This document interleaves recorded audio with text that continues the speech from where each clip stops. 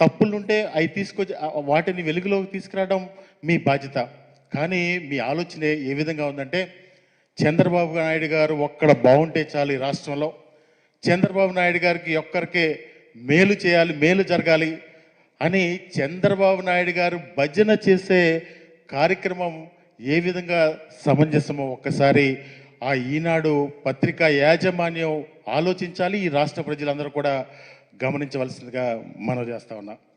నిజంగా ఎస్ఐండ్ భూముల విషయంలో ఈ రాష్ట్రంలో అందరికీ తెలుసు, గత ప్రభుత్వ హయాంలో ఎస్ఐండ్ భూముల విషయంలో ఆ రోజు అక్రమాలు చేసింది చంద్రబాబు ప్రభుత్వం కాదా అని చెప్పి నేను ఈ సందర్భంగా అడుగుతా ఉన్నా.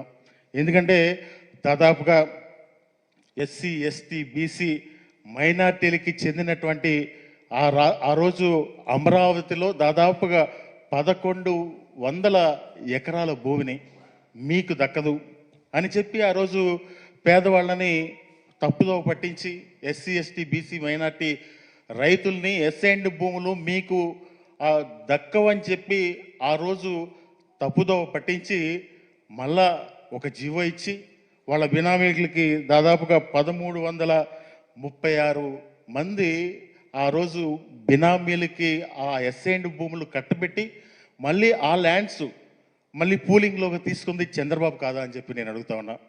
ఈరోజు అసైన్మెంట్ భూముల మీద వాళ్ళు ఏదన్నా ఒక మాట్లాడే వాళ్ళకి చిత్తశుద్ధి, వాళ్ళకి ఆ హక్కు ఉందా అని చెప్పి నేను మీ ద్వారా అడుగుతా ఉన్నా. అది దాని మీద మీ అందరికీ తెలుసు, కేసు కూడా నడుస్తూ ఉంది. ఆ కేసులో వీళ్ళందరూ కూడా నిందితులుగా ఉన్నారు. వీళ్ళు అసైన్మెంట్ గురించి, అసైన్మెంట్ భూముల గురించి ఈరోజు మాట్లాడడం చాలా హాస్యాస్పదంగా ఉందని చెప్పి కూడా మీ ద్వారా అడుగుతా ఉన్నాను. ఈ రాష్ట్ర ప్రజలు కూడా గమనించవలసిందిగా కోరుతా ఉన్నా. నిజంగా అసైన్మెంటు సమస్య ఈ రాష్ట్రంలో ఈరోజు కొత్తగా వచ్చిన సమస్య కాదు. ఆ రోజు రైతులందరూ కూడా భూమి ఉన్నా కానీ ఇబ్బంది పడే పరిస్థితి. భూమి ఏదన్నా కష్టం వస్తే ఏదన్నా ఒక అరెకరం భూమి అమ్ముకోవడానికో, పావు ఎకరం భూమి అమ్ముకోవడానికో లేని పరిస్థితి ఈ రాష్ట్రంలో దాదాపుగా 1954 నుంచి, అంటే ఈ 70 సంవత్సరాల్లో అసైన్ చేసినటువంటి భూములన్నిటికీ కూడా అటువంటి పరిస్థితి కలిగిన పరిస్థితి అంతా కూడా ఈ రాష్ట్ర ప్రజలందరికీ తెలుసు. కానీ ఏ రోజన్నా ఒక అరెకరం అమ్ముకోవాలంటే, ఏదన్నా ఒక కూతురు పెళ్ళి వచ్చిందో, కష్టం వచ్చిందో, ఏదైనా ఒక అరెకరం భూమి అమ్ముకోవాలంటే కాగితం మీద ఏదో రాసుకుని అమ్ముకుంటే ఒకవైపు ప్రభుత్వం వైపు నుంచి ఎప్పుడు నోటీస్ వస్తుందా అని చెప్పి ఒక భయం. మళ్ళా ఈ కొనుక్కున్న వాళ్ళు కూడా రాత్రిపూట నిద్ర పట్టిన పరిస్థితులన్నీ కూడా ఈ రాష్ట్రంలో దాదాపుగా 70 సంవత్సరాల నుంచి నడుస్తూ ఉన్నాయి. అంటే పేదలకి ఎప్పుడు కూడా పేదలకి ఇచ్చినటువంటి ఆ భూమి విషయంలోనే ఈ 70 సంవత్సరాల నుంచి అందరూ కూడా ఇబ్బందులు పడే పరిస్థితులన్నీ కూడా మనం ఈ రాష్ట్రంలో చూసాం. అదేవిధంగా ఈ రాష్ట్రంలో స్వతంత్రం వచ్చిన తర్వాత వివిధ వర్గాల ప్రజలందరికీ కూడా అలాట్ చేసేటటువంటి భూములు స్వతంత్ర సమరయోధులకు కానీ, అదేవిధంగా మన ఎక్స్ సర్వీస్ మ్యాన్ కానీ వీళ్ళందరికీ కూడా అలాట్ చేసిన భూములన్నీ కూడా వాళ్ళు 10 సంవత్సరాల తర్వాత అమ్ముకునే అవకాశం ఉంది.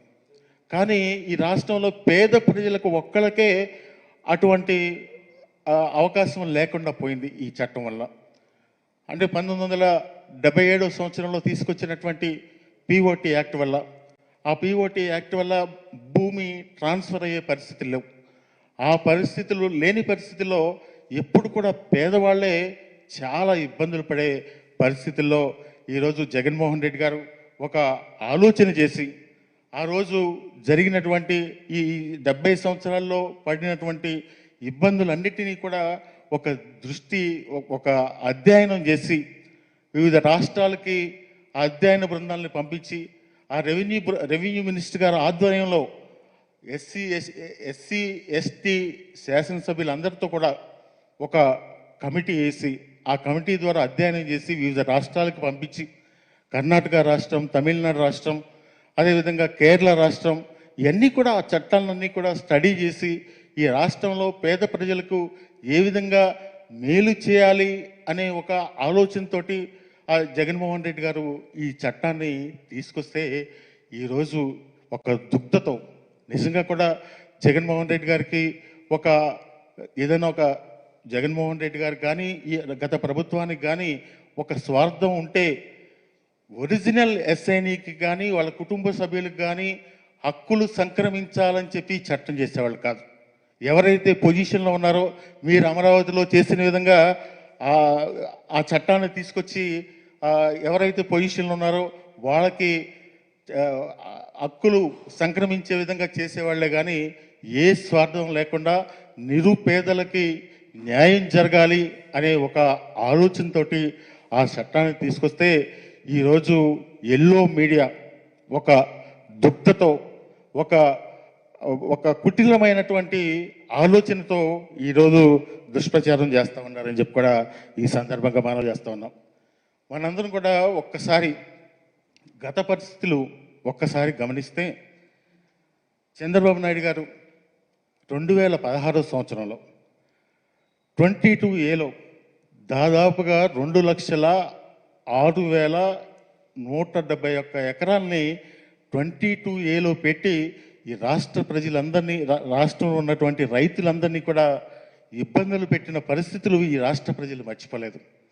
ఆ రోజు ఆ 22A పెట్టి రైతులందరూ కూడా ఆఫీసుల చుట్టూ అధికారుల చుట్టూ తిరిగి ఎన్నో ఇబ్బందులు పడి ఎన్నో కష్టాలు పడి మళ్ళీ కూడా క్లియరెన్స్ తెచ్చి పైరువీలు చేసుకుని ఆ రోజు చేసే పరిస్థితుల నుంచి ఈరోజు ఆ పరిస్థితులన్నీ కూడా విముక్తి చేస్తే ఈరోజు ఒక దుగ్ధతో మాట్లాడుతున్నటువంటి మాటలు ఈ ఎల్లో మీడియా చేస్తున్నటువంటి ప్రచారాలన్నీ కూడా ఈ రాష్ట్ర ప్రజలందరూ కూడా గమనిస్తూ ఉన్నారని చెప్పి కూడా మనం చేస్తూ ఉన్నాం. అదేవిధంగా కండిషన్ పట్టా షరతులతో కూడినటువంటి ఆ పట్టాలు దాదాపుగా 22,000 మంది రైతులకి 22,000 మంది రైతులకి ఆ షరతులతో కూడినటువంటి పట్టాలని జగన్మోహన్ రెడ్డి గారు అంటే 35,000 ఎకరాల భూమిని ఆ నిషేధిత జాబితాలో నుంచి తొలగించి ఈరోజు మేలు చేస్తే వాళ్ళందరినీ కూడా రోడ్డు మీద పడేసే కార్యక్రమాన్ని వీళ్ళు ఈరోజు చేసే కార్యక్రమం ద్వారా జరుగుతూ ఉందని చెప్పి కూడా మనం చేస్తూ ఉన్నాం. అదేవిధంగా గిరిజన సోదరులకి దాదాపుగా 2,83,000 ఎకరాలకి గిరిజన సోదరులకి హక్కులు ఇస్తే ఆ గిరిజన సోదరులను కూడా ఈరోజు రోడ్డును పడేసే కార్యక్రమం జరుగుతూ ఉందని చెప్పి కూడా ఈ సందర్భంగా మనం చేస్తూ ఉన్నాం. ఇవన్నీ కూడా ఆలోచన చేసి జగన్మోహన్ రెడ్డి గారు ఈ రాష్ట్రంలో ఉన్నటువంటి పరిస్థితులన్నీ కూడా వివిధ వర్గాల నుంచి వచ్చినటువంటి విజ్ఞప్తులు కానీ అధికారులు ఇచ్చినటువంటి